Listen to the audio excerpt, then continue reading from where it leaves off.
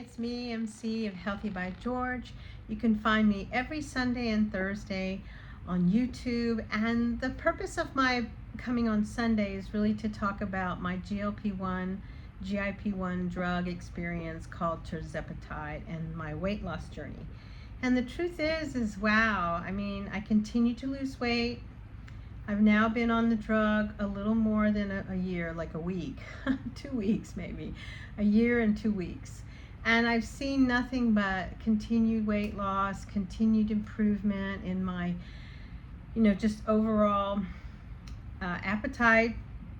And it's like there's something about it. I just can't describe this feeling of not being captivated by having food. And that's something that I think I struggled with all my life, with the complexity of probably some genetic predisposition, but also too with an eating disorder, because I was really shamed from a young age at 10, 11, and just really struggled because I was so big by the time I was 10 years old. And it just caused everyone to get all kinds of freaked out, and it was ridiculous. And so, I felt so much like a target as a young person.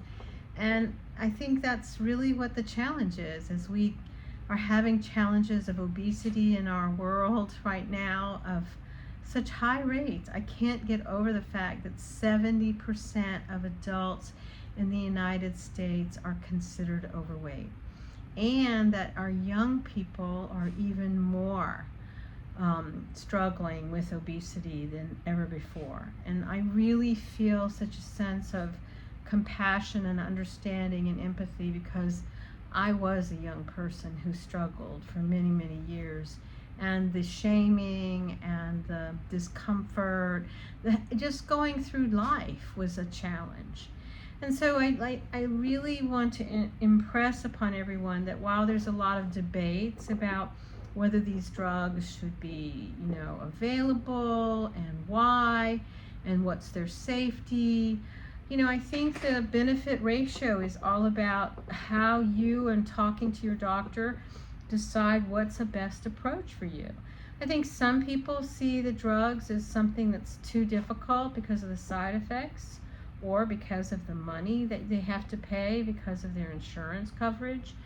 And also too, there's many issues coming up in the news about how apparently there's a relationship between this diabetic retinopathy and suicidality with these drugs. And I think, again, when we're talking about the complexity of being overweight and for struggling for many years, or just not having a sense of how to find a well-balanced, healthy lifestyle, it's complicated. If it was easy, I think many people would be doing it.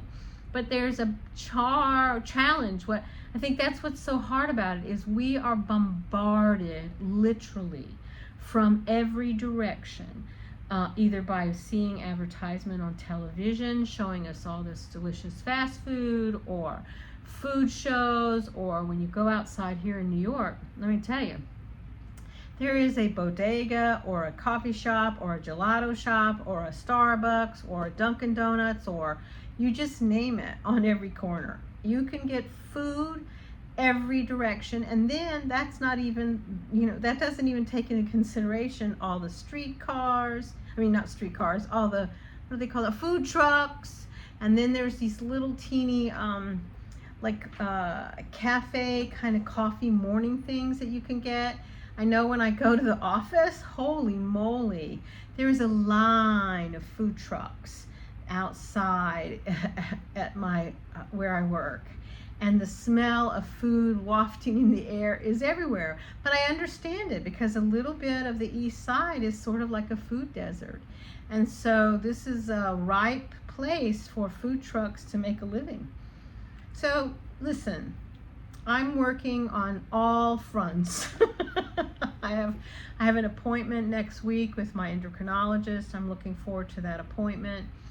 I am dealing with some hormonal imbalance and potentially some surgery in the future, but I think it's possible, to do this and do it healthily. And as I get closer and closer to being below 200 pounds, which is so awesome, I'm really looking hopeful towards the end of the year of having met a deep, long desired goal of mine, is to be at a more healthy weight for myself as I get older.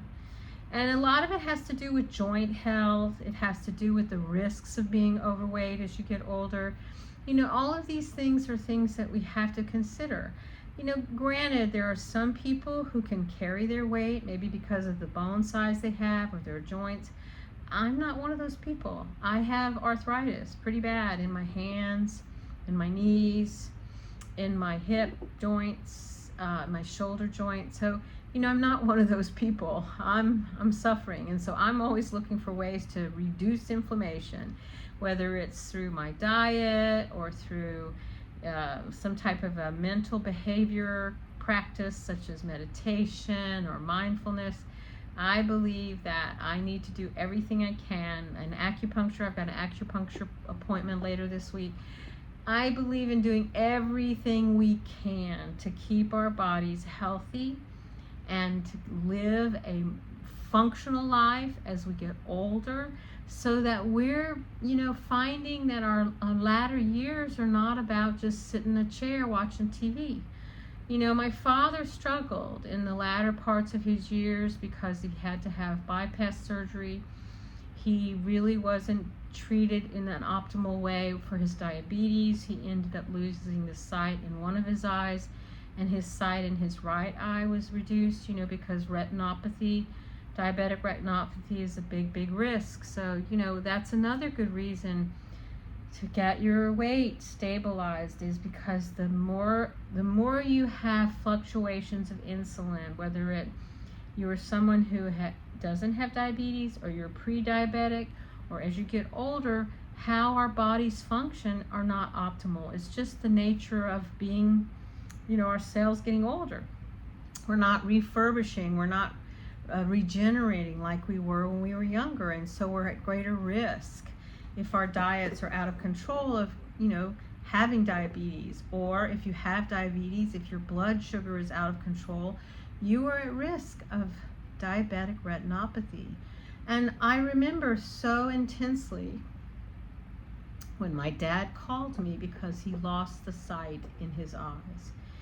And it was devastating for him. And I don't think he really truly understood the risk, because I don't think doctors are really sharing in a very, not in a threatening way, but in a concerned, empathetic way of how can I help you understand what this fluctuation of eating sugar and not having a good insulin control is going to do to you over time.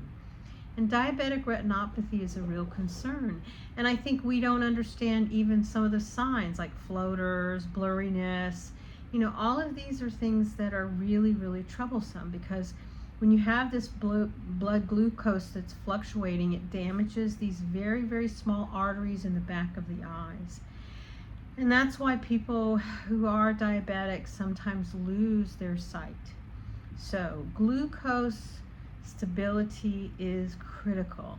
That's why I love listening to the Glucose Goddess. I think she's on point. How can we make ourselves healthier? How can we make ourselves more aware of this issue around glucose and insulin resistance?